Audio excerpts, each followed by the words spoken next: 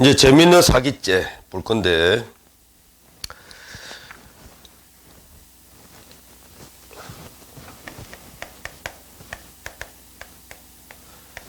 사기죄 역시 대부분 판례는요, 그 속이는 장면 나오잖아. 뭐 예를 들어서 이런 거, 뭐 돈 갚을 생각도 없는데 갚을 생각이 있는 것처럼, 뭐 없는데 뭐처럼 이런 어떤 사기치는 장면이 나오잖아. 그러면 원칙적으로 처벌이야. 처벌입니다. 그냥 사기죄로 물어볼 거면 사기죄 성립 찍고 나오면 돼. 알겠냐? 대부분은 다 그렇게 해결이 돼요. 근데 간혹 가다가 조금 약간 머리를 써야 되는 그런 판례들이 등장하거든. 그런 것 때문에 이제 사기죄가 조금은 난해하다고 합니다. 근데 딱 그런 유형들만 뽑아내가지고 머릿속에 집어넣으면은 나중에 이제 문제 푸는데 전혀 어려움이 없을 거다. 자, 일단 그 전에, 사실은 사기죄 요건, 내가 지금 4가지 요건을 언급할 건데, 4가지 요건 언급하지 않아도, 대부분 사기죄 판례는 접수할 수가 있다라는 거. 아까 그 처벌부처벌 그 공식대로. 근데 조금 먼저 어려운 그 케이스를 위해서 사기죄 4가지 요건을, 언급하고 배울 겁니다. 사기죄가 일단 성립하기 위해서는 첫 번째, 속이는 행위. 법적으로 기망이라고 그러대. 기망이라는 요 행위가 있어야 되고, 그림을 그리면서 요건을 검토하자. 얘가 이제 사기 범죄인, 얘가 사기 피해자거든. 자, 사기죄가 성립하기 위해서는, 그렇지, 속이는 것. 기망이라는 행위가 있어야 되고, 그 다음, 이것만 가지고 안 되지. 두 번째, 그 피해자는 기망으로 인해서 쏘아줘야 돼. 쏘아주는 것, 이게 바로 차고라고 합니다. 열심히 기망했는데 얘가 속지 않았다. 그럼 사기가 안 되지. 열심히 속였다. 속였는데 얘는 저 새끼 저기 지금 나를 갖다가 기망하고 있다. 대부분의 눈치챕니다. 속지 않았지. 그런 경우는 사기죄가 무성립이다. 쏘아줘야 돼. 쏘아주고 그 다음에 이게 문제의 요건이다. 붉은색으로 표현해야지. 자, 기망하고 차고에 빠져가지고 피해자 주머니에서 사기 범죄인 주머니 속으로 뭔가 넣어주는 행위가 있어야 됩니다. 요것 때문에 사기죄 판례가 이제 어려운 것들이 가끔씩 나오더라 이겁니다. 넣어주는 행위 있어야 돼. 그 넣어주는 행위를 4글자로 처분 행위. 요렇게 표현하더라. 처분 행위. 요게 없으면 사기죄가 성립하지 않습니다. 쏘았다, 쏘갔다, 그냥 가만히 있다. 넣어주는 행위가 없다. 그러니까, 자기의 재물 소유권을 얘다 너 가져가라 라고 이렇게 넣어주는 행위가 없다면, 그럴 때는 사기죄가 성립하지 않습니다.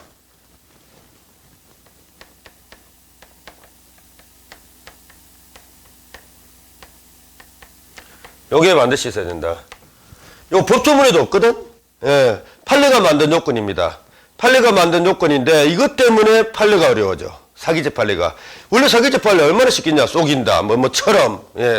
기망을 한다. 사기죄 판례가 대부분이 그냥 다 쉬워. 근데 이것 때문에 가끔씩 이제 어려운 판례들이 나온다. 이거와 관련된 판례들, 어려운 판례들 좀 보도록 하자. 어렵다 해봐야. 그렇게 다른 것처럼, 다른 법처럼 이렇게 어려운 게 아니야. 그나마. 살인죄, 절도죄, 이런 것보다는 조금 어렵다, 이런 뜻이지. 자, 기망, 차고, 처분행위. 그 다음에 맨 마지막 4번째 요건은 그냥 엄밀하게 말하면 별다른 요건이라기보다는 그냥 결과물입니다, 결과물.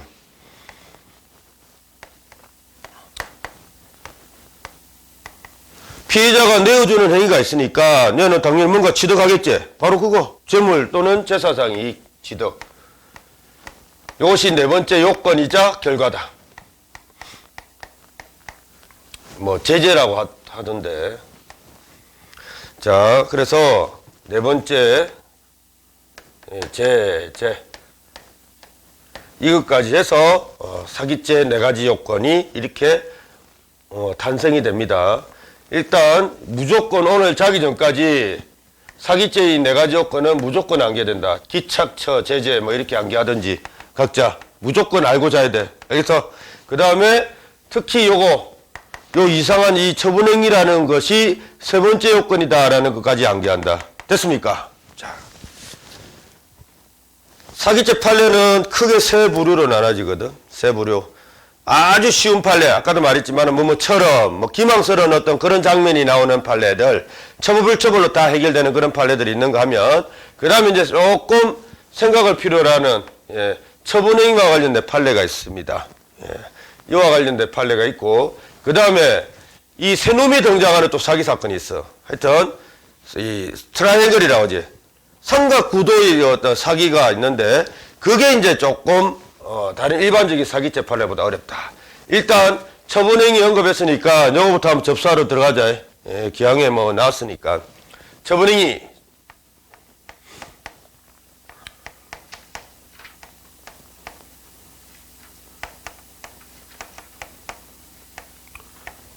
처분행위 하면 이제 책략절도 케이스를 떠올려야 된다. 자, 이거 한번 보겠습니다. 이게 과연 절도죄일까 사기죄일까? 그만 판단하자.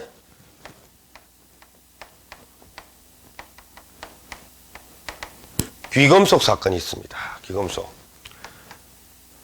이제 갑이라는 어떤 아주 그냥 뚱뚱한 아줌마가 어떤 보석 가게로 들어간 거야.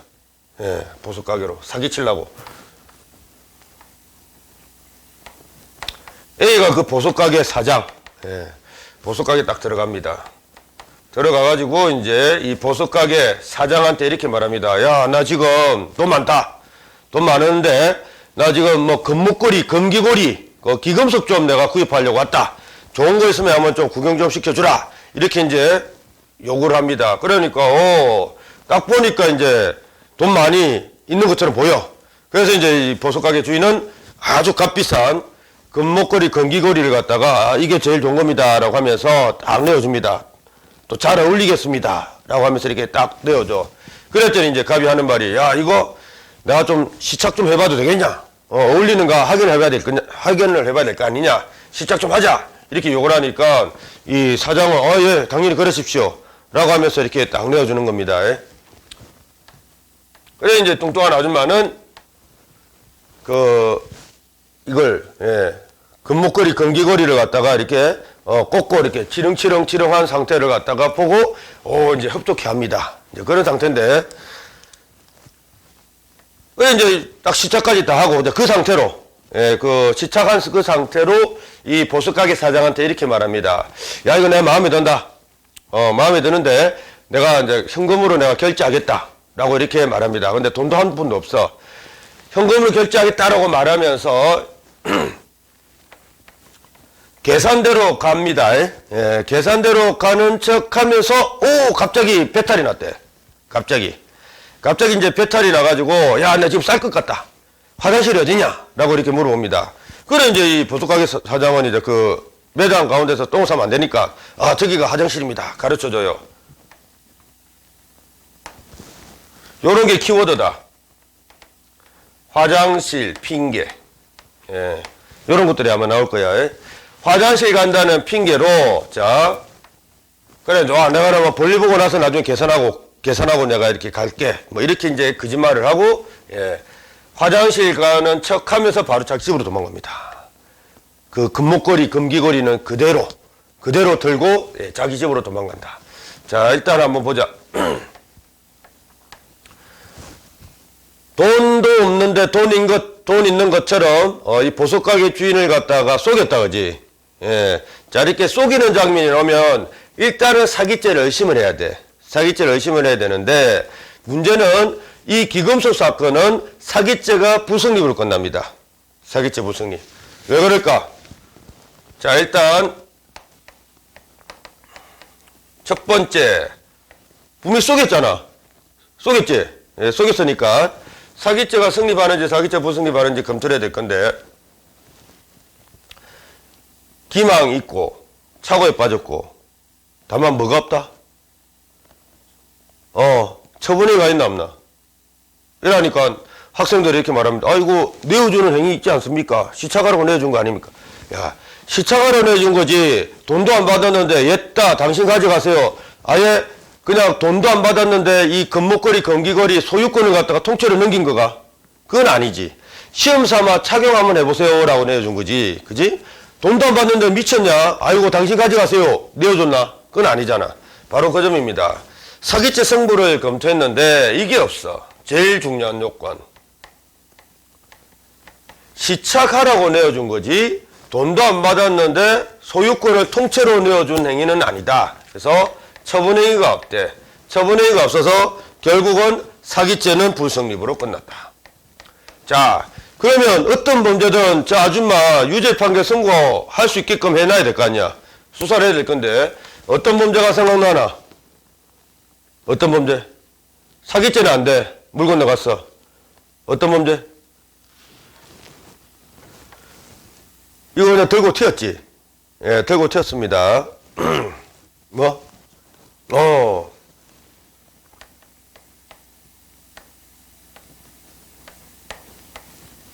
이거 되는 거 한번 보자. 자, 이걸 갖다가 이제, 시착하고 있으니까 자기 점유 아닙니까? 하는데, 이거 돈 계산 안 했지, 아직. 어디? 돈 계산하기 전의 보석가게 안에 있는 모든 보석들은 누가 점유? 아까 PC방, 당구장처럼 생각하라고. 누가 점유? 그렇지. 이 사장 점유입니다. 사장 점유. 자, 그리고 횡령죄도 안 돼. 왜냐하면 이제 횡령죄는 나중에 보면 알겠지만은 타소자점인데 위탁관계, 그러니까 뭐 부탁하는 관계가 있어야 돼. 그거는 나중에 이제 볼 거고. 어찌됐든 간에, 자, 일단 절도죄가 가능한지 한번 보겠습니다. 이 금목걸이, 금기걸이는 값 계산한 적이 있다, 없다? 계산한 적이 없다. 그러면 여전히 누구 소유야? 사장 소유다. 값 아줌마 입장에서는 타소, 자소, 타소다. 그리고 PC방, 예, 당구장처럼 계산하기 전에 이 공간 안에, 콘크리트 공간 안에 있는 모든 물건은 그 가게 사장, 그 가게 주인의 점유가 인정된다. 타점. 그러면 결국 무슨 죄다? 무슨 죄? 절도죄. 됐나? 자, 책략절도라는 말은 뭐냐면은 기망을 했어. 기망을 해서 사기죄가 문제될 것 같은데 결국 처분행위가 없어서 사기죄는 불성립하고 절도죄만 성립하는 케이스를 말합니다. 책략절도가. 책략이라는 게 뭐야? 기망했단 말입니다. 근데 결국은 이게 없어서 절도죄로 끝나는 사건들. 그게 책략절도다. 됐나? 예, 그 정도 하면 돼. 자, 법조문 한번 보시.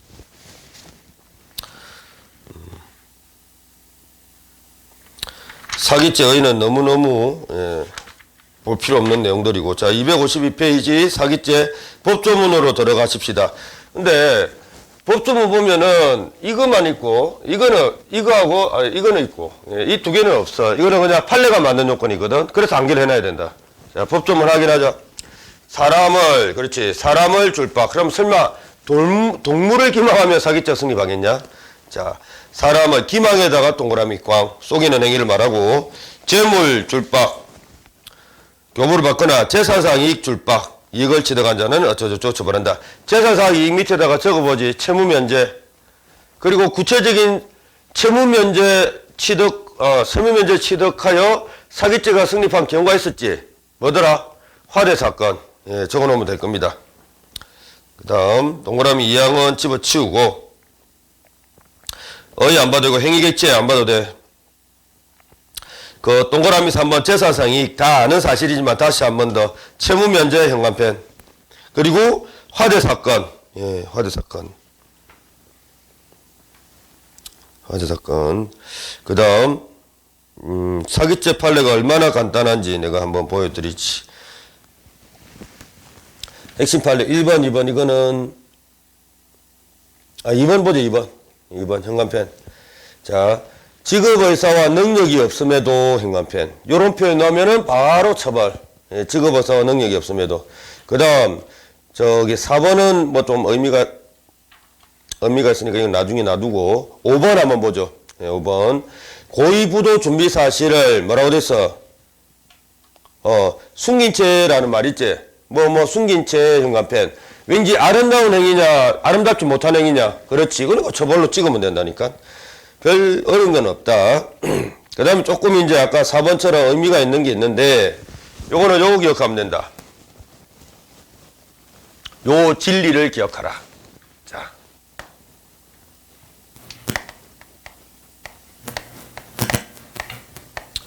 채무 면제라는 것은 이제 이런 것이라고 했지.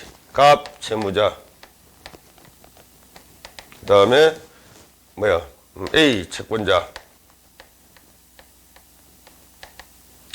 채무자는 채권자한테 갚아야 될 채무가 있습니다. 근데 그 채무를 면제받았다면 재산상이 이걸 취득한 것이다 라고 했는데, 재산상 이익. 자, 근데요, 머릿속에 암기합니다. 절대 뭐 원칙, 아니 진리가 하나 있어, 진리가. 그게 뭐냐.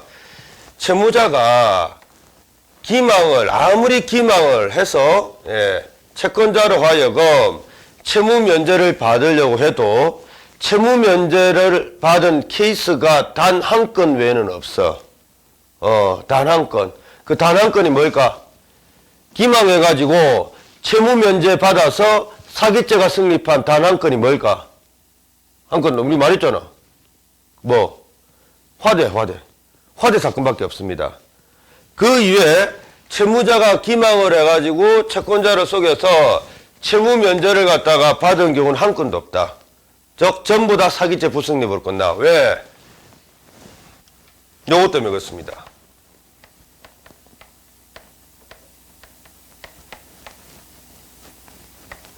이게 없어. 이게 절대 이게 없습니다. 자,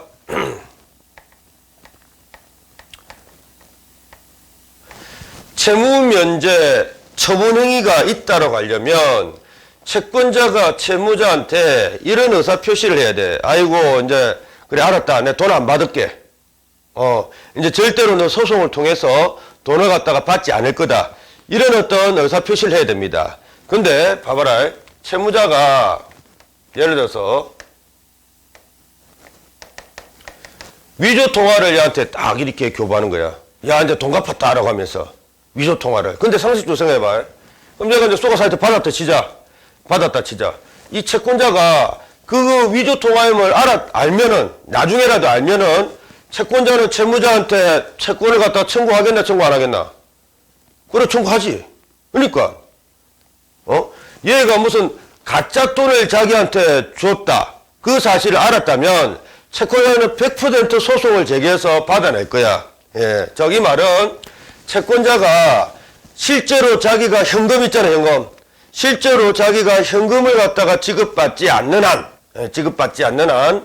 절대로 채무면제 처분행위라는 것을 안 한다 이겁니다.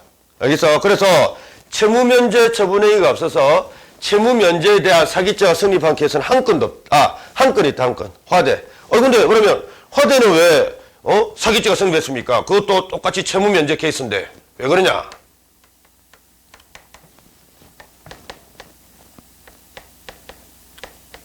왜 그럴까? 일반적인 채권은 채권자가 얼마든지 소송을 통해서 청구할 수 있지. 그지? 그러니까 채권자는 무조건 받아낼 수 있단 말이야. 근데 율락녀가 화대를 소송으로 받아낼 수 있다, 없다? 안 돼. 왜? 화대가 우리나라에서는 적법이야, 불법이야? 불법이잖아. 화대 자체가 불법한 거기 때문에 율락녀가 설사 이게 뭐 군인이 돈을 안 주고 갔다고 해도 율락녀는 군인이 안 주면은 못 받아, 무조건. 안 주면은 못 받게 돼 있어. 소송을 통해서 어떻게 받을 거고? 안 돼. 그러니까 이거는 율락녀가 군인에게 소송을 통해서 받아낼 수 없는 그런 경우이기 때문에 예외적으로 채무면제 처분행위가 있다고 본 겁니다. 얘가 도망가는 순간 돈을 못 받는다 이 말이야, 얘가. 근데 대부분의 채무자 채권자 관계에서는 채무면제에 대한 처분행위가 있을 수가 없다. 분명히 말했다. 일단 한번 보자. 백미보관증 사건. 자, 이 채무자가 채권자한테 예전에 한 100가마 정도를 빌렸단다. 100가마. 쌀 100가마. 100가마. 자, 그런데 이제 얘가 사실 글 몰라. 글도 모르고 숫자를 모릅니다. 이제 옛날 사건입니다. 그를 몰아서 그 점을 얘가 이제 이용을 합니다. 얘가 이제 이제 돈이 아니지, 쌀이지. 쌀을 갖겠다라고 하면서 10가마짜리 보관증을 갖다 얘한테 내민 거야. 야, 이거 저기 가면은 100가마 탈 수 있는 그런 보관증이다. 그래서 나는 이제 니한테 전에 빌렸던 100가마 다 갚았다. 라고 이렇게 거짓말을 하면서 10가마짜리 보관증을 내민 거야. 근데 숫자를 모르잖아. 글도 모르니까, 그래? 믿고 받았대. 그래, 나중에 이제 자기 아들한테 물으니까, 아빠, 이거는 100가마가 아니라 10가마짜리라는 거다. 이렇게 이제 말하니까, 이제 채권자가, 10가마짜리 받은 이제 채권자가 얘한테 저 100가마를 갖다가 또다시 청구하면서 얘를 갖다가 사기죄로 고소를 한 사건인데, 자, 물어보자. 채권자는 이게 10가마짜리 보관증인 줄 알았더라면 안 받았겠지. 안 받았을 거야. 그리고 10가마짜리 보관증을 안 이상 나머지 90가마에 대해서 그래, 아이고, 알았다. 너 90가마 너 가져가라. 90가마 내가 안 받을게. 90가마 채무 면제다. 라고 의사표시를 했겠나 안 했겠나? 절대 안 했지. 나머지 90가마 끝까지 받아냈을 거 아니야. 즉, 이 말은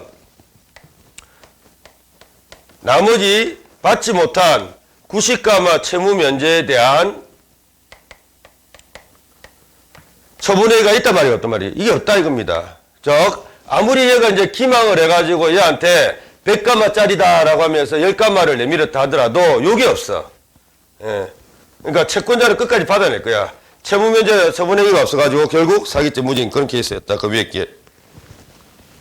자, 4번 밑에다가 10가마 보관증 현관펜 딱 치고요. 현관펜. 두 번째 줄. 채무가 소멸할 리 없으므로 그런 말이 있지. 현관펜 딱 치고 그 밑에다 적어라. 조금 더 법적으로. 채무면제 처분행위 X라고 적어라. 채무면제 처분행위 X. 됐습니다. 그 정도 하면 돼. 행위 이미 다 했어. 저런 거.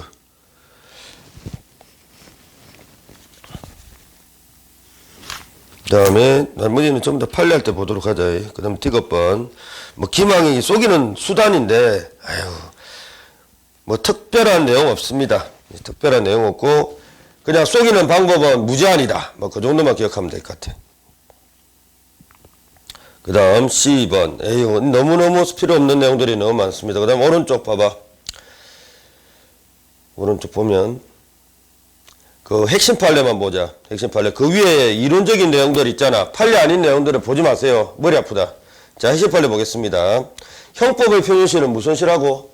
항상 행위시라고 했지. 바로 그 내용입니다. 핵심 판례 1번 봐봐. 차용권 편취와 사기죄 성립 여부는 각 금은 차용 당시에다 동그라미 꽝. 밑에다 적어라. 행위시. 그러니까 돈을 빌릴 당시 사기 고의가 있으면 처벌.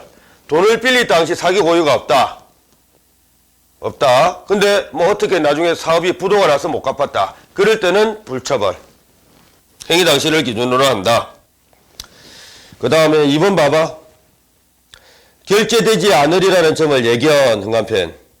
그 다음 저기에 이제 지급될 수 있다는 확신이 없으면서도 현관펜. 이런 표현 나오잖아. 사기고입니다. 무조건. 처벌. 그 다음 D번 부작위. 자, 이것도 판례만 보자. 어디냐면은 256페이지 펼쳐봐라. 256페이지.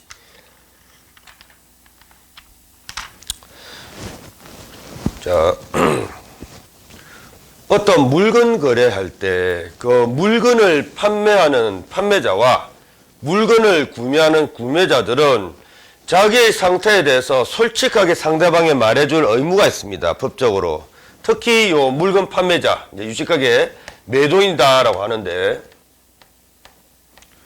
매도인이 어떤 물건을 뭐 자동차, 그 다음에 뭐 컴퓨터, 뭐 등등 그런 자기 물건을 A 매수인에게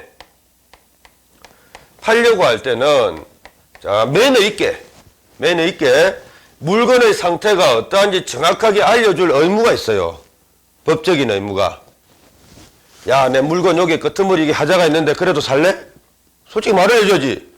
그 다음에 물건 어디 뭐 좀 구멍이 뚫렸는데 그래도 살래?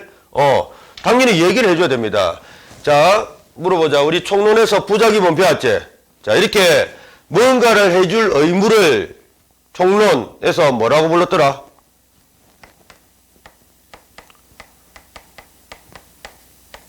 보정인 의무라고 불렀지.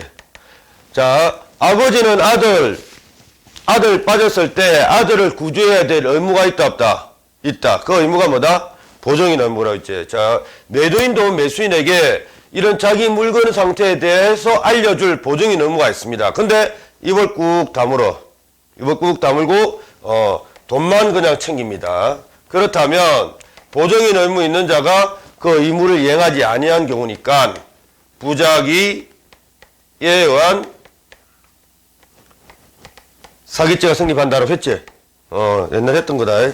저 핵심 판례 봐봐. 고지하지 아니함 형관편. 고지하지, 그 다음에 2번, 줄 거는 거. 고지하지 아니한 형관편. 이런 거 나오면 전부 다 부작위 사기죄. 찍으면 돼요, 그냥 무조건. 공식이다, 공식. 그 다음. 256페이지 저 밑에 거스름돈 사기 사건 한번 보자. 이거는, 이거 너무 많나? 뭐 하나만 보지 뭐. 거스름돈 사기 사건.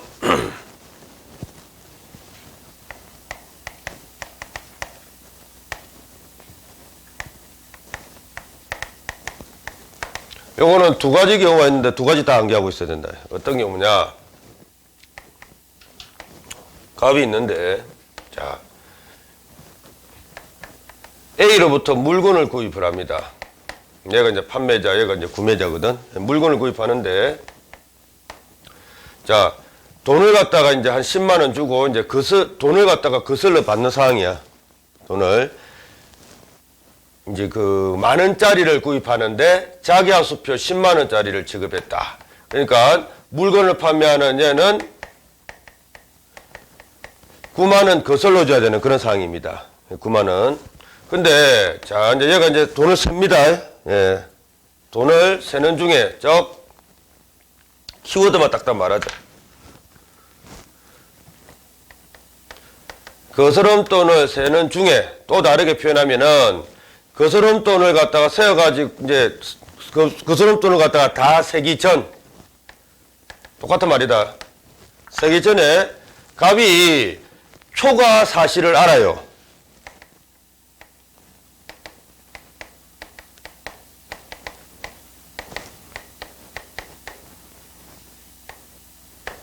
즉 9만 원 자기한테 거슬러 줘야 되잖아. 근데 얘가 지금 세는 거 보니까 열장을 세주고 있어. 자기한테. 그걸 알았단 말이야. 그 전에. 또 세는 중에 한 장이 더 들어온다라는 사실 얘가 알았단 말이야. 그러면 매너 있게 말을 해줘야지. 야, 지금 만 원 하나가 더 들어왔다. 만 원 하나 빼고 주라. 이런 식으로 솔직하게 이렇게 매너 있게 말을 해야 되는데, 그런 초과 지급 사실을 알고도 어떻게 했다고? 고지불고지. 불고지했다 이겁니다. 엄하게. 이러면은 그냥 공식대로 갑니다. 부작위 사기죄. 자, 그 다음 이제 키워드. 키워드가 후다후.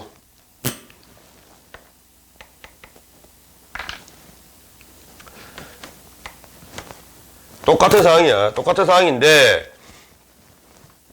갑이요, 이제 뭐, 세워주는 중에 또 지급하기 전에 초과 지급 사실을 안 게 아니라, 이미 A가 갑한테 그 거스름돈을 갖다가 모두 다 지급한 후에, 갑이 집에 와서 이제 계산을 해봅니다. 예, 동계산을 해보니까, 하나 더 들어왔어. 즉, 얘가 지급한 후에 집에 와서 확인해보니까, 초과 지급 사실을 안 경우입니다.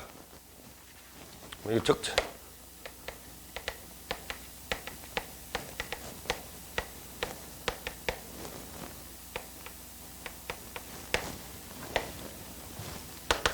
자, 이거는 우리 판례가 부작위 사기죄가 아니라, 나중에 이제 알게 됐다. 이거는, A의 점유를 이탈한 만 원짜리다라고 해서, 그럴 때는 점유 이탈물 횡령죄가 성립한다고 합니다.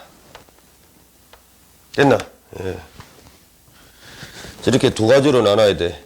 그래서 핵심 판례는, 자, 현관편 두 번째 줄, 전 현관편, 중 현관편. 그냥 이 공식처럼 사기죄 현관편.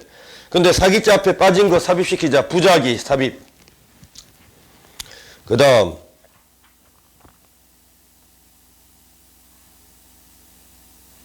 저 밑에, 몇 번째 줄? 여섯 번째 줄. 종료되어 버린 후에다가 행간편. 그리고 바로 내려온나. 예, 점유탐을 행령죄에다가 행간편. 그러면 끝입니다.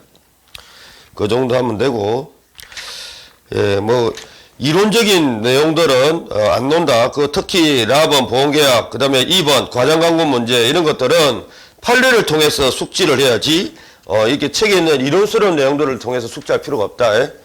예를 들어서, 이런 거, 259페이지 가보십시다. 핵심 판례. 259페이지. 이 봐라. 우리 대부분에 계시는 대법관님들은 백화점에서 장난치는 거 절대 용서 안 합니다. 예. 그 고급 스토어잖아. 그지? 근데 거기서 뭐 먹거리 가지고 장난쳤다. 또 뭐 가공일자 이런 걸 갖다가 변경을 했다. 절대 용서 안 합니다. 특히 먹거리 가지고 장난치는 것들은 더 그래. 자, 한번 보자. 백화점, 이봐라. 그 바코드 라벨에다가 행간편. 백화점 바코드 라벨. 그러니까 그 가공일자, 포장일자 이걸 갖다가 그냥 이렇게 조작을 했단다. 자, 그냥 논리가 있나 없나? 논리 있어 없어?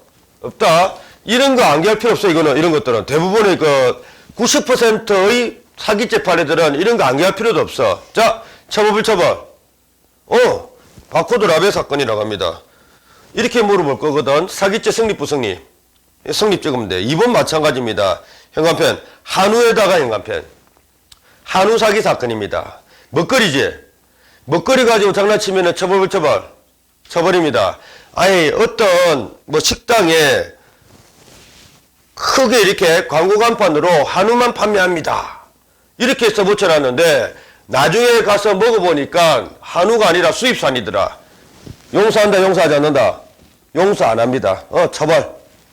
자, 이런 내용이야. 어떤 물건을 판매하는 사람, 그 다음에 식당을 갖다가 운영하는 음식점 주인들, 손님들을 갖다가 끌어들이기 위해서 다소 과장된 광고가 있을 수 있다, 없다? 있을 수 있어요. 뭐 이런 게 있잖아. 뭐 자기 물건이 제일 좋대.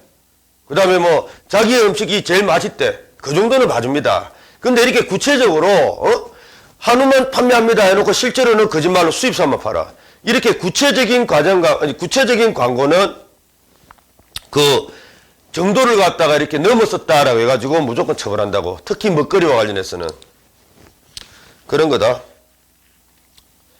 그 다음에 저 맨 밑에 봐봐. 3번. 내가 문제 푸는 방법, 요령만 가르쳐 줄 거다, 이번에는. 다소라는 말 있지. 다소에다가 행간편. 자, 다소. 하드 소프트 느낌이. 자, 다소라는 말 소프트하지. 그래서 불처벌. 그렇게 기억하면 된다. 그 다음, 내용 안 논다. 바로 나 지금 판례만 싹싹 보고 넘어가잖아. 판례만 봐도 전혀 상관이 없거든. 그 다음에, 다음 페이지, 260페이지 봐봐라. 핵심 판례. 예. 뭐 3번만 보도록 하자. 껌입니다, 껌. 뭔지는 모르겠다. 뭔지는 모르겠는데, 이놈의 자식이 허위로 현관편. 뭔가를 신청했대. 허위로. 자, 처벌이야, 불처벌이야? 이거 뭐 재건 판결 사건이라고 하는데, 재건 판결, 이거 뭐 어헌법 수법법 이야기인데, 우리가 알 필요 없어. 그냥 허위로 뭔가 신청해가지고 뭔가를 받아냈단다. 처벌로 기억하면 되지. 됐죠?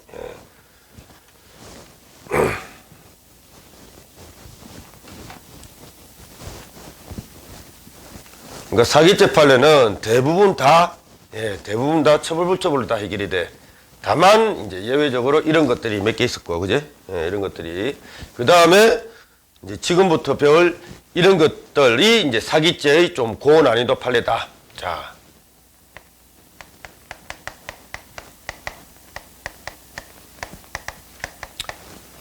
당사자가 세 사람. 그래서 상하사기라고 합니다. 상하사기.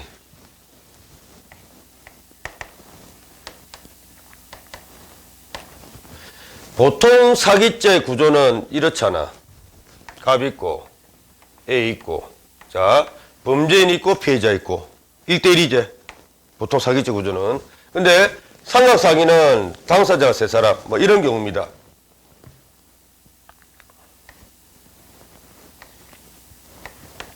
어떤 집에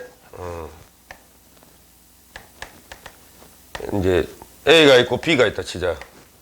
A는 이제 항상 이제 사기 피해자라고 하고, 자, B는 누구냐면은 이 A의 할머니야. A 할머니. 할머니고 A는 그 할머니의 손자. 자, 어떤 경우냐면 손자가 어떤 뭐 볼 일이 있어서 잠깐 밖에 외출을 합니다. 외출을 하는데 그 장면을 이제 저기 멀리서 이웃에 있는 갑이 본 거야. 이 사기꾼입니다. 그래서 이제 손자가 이렇게 외출하자마자 할머니 혼자 계신데 띵동 하고 이제 이렇게 초인종을 누릅니다. 그랬더니 이제 할머니가 누구냐? 라고 이렇게 물어보겠지. 그래 이제 갑이 기망 들어갑니다. 기망 들어간다. 할머니 기망 들어가. 자, 할머니, 예, 저 손자 친구입니다. 거짓말. 손자 친구입니다. 그래? 그래 무슨 일이냐? 예, 손자가 아까 외출하면서 자기 노트북을 두고 왔답니다. 그래서 그 노트북을 갖다가 가져오라고 저한테 심부름을 시켜서 왔습니다. 이렇게 거짓말을 칩니다.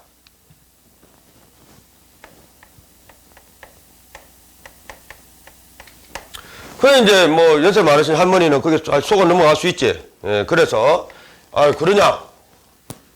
그래서 이제 그 할머니는 그 손자 방에 있는 노트북을 갖다가 갑한테 이렇게 내어준 겁니다. 갑한테. 자, 분석 한번 해보자. 자, 이제 좀 유식하게 표현하자. 속이는 사람을 기망자. 그러면 속는 사람을 뭐라고? 그렇지. 피기망자가 누구야? 할머니야, 이 손자야? 그렇지. 피기망자는 바로 할머니입니다. 그지? 그런데 할머니는 누구의 노트북을 건네줬어? 손자의 노트북을 갖다가 얘한테 줬지. 처분행위했지. 자, 그러면 재산상 피해자는 누구야? 할머니야, 손자야? 손자.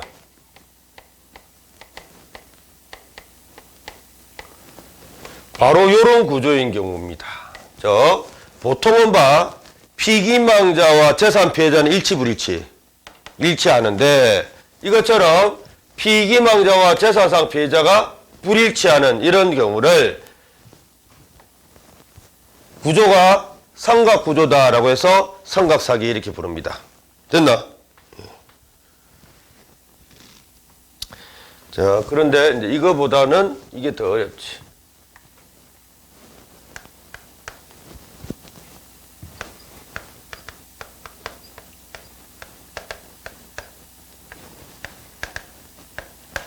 요게 시험이 더 잘 논다. 일단 삼각사기도 사기죄가 성립할 수 있다 없다? 있다. 삼각사기도 사기죄가 얼마든지 성립할 수 있습니다. 이놈 처벌해야 될 거 아니야. 자, 근데 그 삼각사기의 특별 케이스가 바로 소송사기입니다. 자, 소송사기는 어떤 겁니까? 피기망자가 바로 법원의 판사야.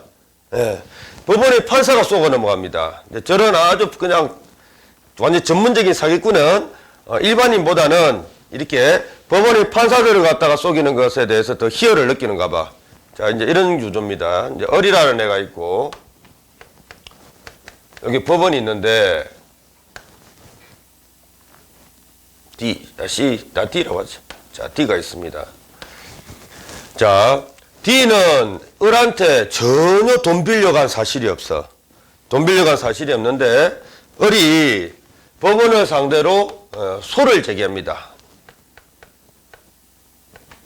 요게 바로 기망이야. 벌써 뭘 하면서 소를 제기하는가 하면은 이렇게 소를 제기합니다. 판사님, 왜? 저 예전에 D한테 1억 빌려준 사실이 있습니다. 차용증 보십시오. 아주 차용증까지 위조해가지고 들이대면서 소를 제기해. 그래? 예. 그래서 근데 이 D, 얘가 지금 1억을 갖다가 갚아주지 않고 있으니, 예, 판사님, 요 D로 하여금 저한테 1억을 지급하라고 판결을 좀 선고해 주세요. 라고 하면서 소를 제기합니다. 그러면, 저거나 좀 똑똑한 판사면은, 이게 기망이다라는 걸 이렇게 알아차릴 거잖아. 근데, 이런 진짜 전문 사기꾼들은 법원 판사도 못 알아차리게 완전히 퍼펙트하게 증거들 위조해가지고 사기를 칩니다. 그러니까 판사들도 이걸 갖다가 좀 알아치기가 어려운가 봐. 그러니까 이런 케이스가 많거든. 워낙 퍼펙트하게 이렇게 위조해가지고 증거 들이대면서 소를 제기하니까 막 법원 판사도 쏘아 넘어갑니다. 그래? 앞으로 오 증거 퍼펙트하네. 야 임마 너 왜 임마 을한테 왜 돈 빌려가놓고 돈 안 갚아? 라고 하면서 이 판결을 선고하는데 이제 이런 판결을 선고합니다. D는 을에게 1억 지급하라.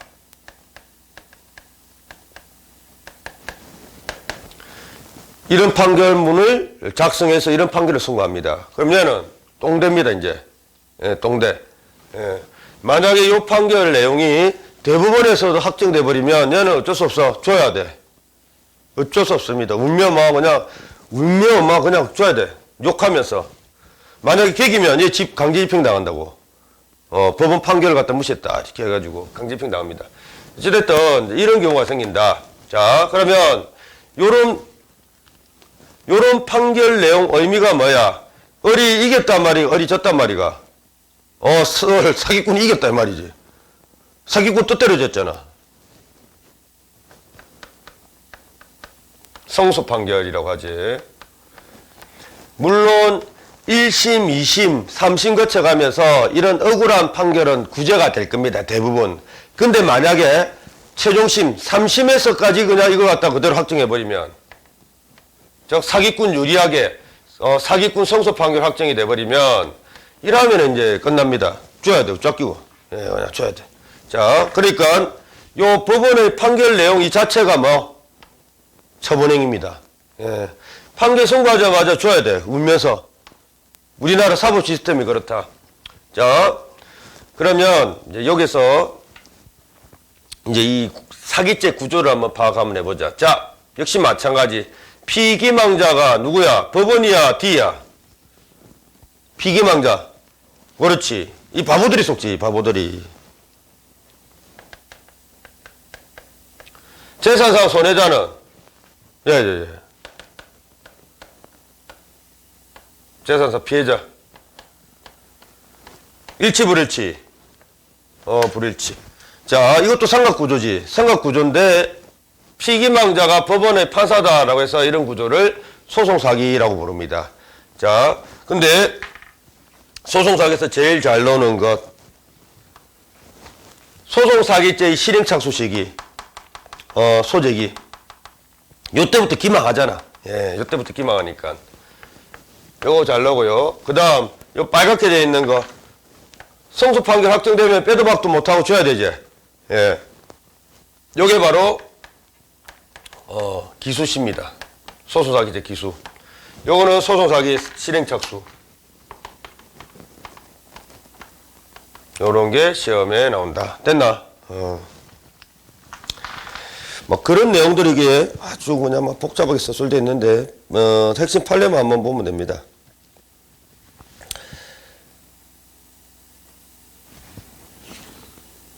어디 있냐? 자, 뭐 착수시기, 기수시기는 여러분들 각자 봐라. 그 있잖아 위에 D, E. 예. 착수시기, 소재기시. 그 다음에 기수시기 확정된 때. 근데 이제 핵심 판례 한번 보겠습니다. 1번 봐봐라. 자, 보통은 소송사기 이렇게 소를 제기하는 자를 원고라고 하는데 보통은 원고가 소송사기를 잘 칩니다. 소송사기를. 근데 간혹 가다가 이런 경우도 있어. 피고 있잖아. 알고 봤더니 얘가 진짜 돈을 빌려간 사실이 있어. 그런데 이제 당연히 이제 정당하게 원고가 소를 제기했는데 이번에는 소제기 당한 피고가 사기를 치는 수가 있습니다. 이렇게 나 돈 갚았는데요? 라고 하면서 위조 증거 제출합니다. 돈 갚았는데요. 자, 그러면 한번 물어보자. 이렇게 아주 예외적으로 피고가 소송사기를 범하는 경우는 자, 소송사기 실행착수 시기가 언제일까? 피고는 소제기 시라는 개념이 있다 없다? 피고는 없지.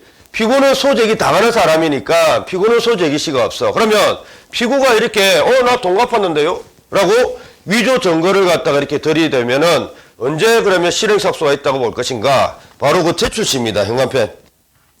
어디 있는가 하면 핵심 판례 1번입니다. 일단 피고에다가 현관펜. 두 번째 줄 제출에다가만 현관펜. 피고는 소재기라는 개념이 없다. 예, 그래서 위조 증거 등등을 제출 시에 기망이 시작됐다고 봅니다. 제출 밑에다가 적어라. 뭐 기망. 그 다음에 다 됐어 이제. 판례들은 다음에 보자. 262 처분행위 다 했고 그 다음에 263 지위설이라고 하는데 이것도 그냥 판례할 때 하죠. 사실상 지위설 이것도 판례 내용이니까 판례할 때 하죠. 그 다음 264 동그라미 4번 청약절도 이야기 다 했고 예, 다 했습니다. 그 다음 265번은 그 265페이지 막 266페이지 펼쳐라. 요 판례만 접수하면 된다. 핵심 판례. 1번 봐봐. 자, 사기죄 성립 요건에 플러스 손해라는 요건이 있다 없다? 손해라는 게 있어 없어 이게? 있나 없나? 없지. 그래서 뭐 당연한 거야. 정관배당 준비해라. 1번 266페이지 그 핵심 판례 1번 세 번째 줄 봐봐라. 손해가 발생하였음을 요건으로 하지 아니한다. 행간편. 그러니까 이런 경우도 사기죄가 성립할 수 있는 겁니다. 어떤 경우? 자, A에게는 아주 그 값비싼 토지가 하나 있거든. 예, 근데 조상 대대로 물려받은 토지야. 그래서 절대로 팔 생각이 없습니다. 근데 갑이 그 토지를 갖다가 너무너무 구입하고 싶어.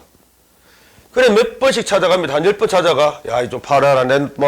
값은 내가 진짜 충분히 넉넉히 쳐줄게. 팔아라 했는데 안 된다. 이거는 조상 대대로 물려받는 토지라서 절대로 안 된다. 계속 거부하는 거야. 자, 근데 그 당시 이 토지의 시가가 이제 한 50억 되었다 치자. 그래 이제 저희는 100억 줄게 팔으라고 해. 100억 줄게. 근데 안 판대. 조상 대대로 물려받은 토지는 팔 수 없다. 뭐 그런 어떤 말을 하면서 내쫓아 버립니다. 그랬더니 이제 안 되겠다 싶어서 마지막으로 이제 이 불법 기망 수단을 사용합니다. 어느 날 찾아가지고 야, 니 큰일 났다. 네, 청와대에 내가 아는 사람이 있는데 이번에 그 청와대를 통해서 알게 된 정보인데 네 토지가 곧 국가에 의해 수용된다더라. 왜? KTX 레일을 이쪽으로 이제 깔아야 되는데 국가가 네 토지를 헐값으로 수용한다더라. 이렇게 기망을 합니다. 그러니까 야 진짜냐? 사고에 빠져. 그래 막 큰일 났더니 이제 국가가 수용하면은 이거 50억이 뭐이고 한 1억 정도밖에 못 받는다 임마. 이렇게 기망하는 거야. 그러니까 자기한테 그냥 그러느니 자기한테 내가 100억 줄게. 그러니까 50억보다 더 100억 줄 테니까 그냥 내한테 팔아라 이렇게 한 거야. 자, 그래 이제 얘가 이제 쏘가가지고 그렇게 팔았답니다. 자, 물어보자. 처분행위 했지? 소유권 넘겼잖아요. 자, 물어보자. 요 범죄 장면에서 A에게는 손해가 있다 없다? 손해가 있어 없어? 있나? A에게 손해가 있어? 원래 시가 50억짜리인데 100억에 받았단 말이야. 100억에 받았다고. 시가 50억짜리를 얘가 100억 주길래 100억 받았다고. 손해가 있나 없나? 손해 없어도 이런 경우 사기죄는 성립이다. 왜? 알았더라면 팔았겠냐 팔지 않았겠냐? 팔지 않았을 거야. 사실을 알았더라면 팔지 않았을 거다. 그래서 사실을 알았더라면 팔지 않았을 그런 관계가 성립하면은 무조건 기망, 사기죄가 성립하는 거지. 반드시 손해가 이렇게 발생할 필요가 없다라는 거. 됐지? 예, 그 정도 하면 되고. 나머지는 다 됐다.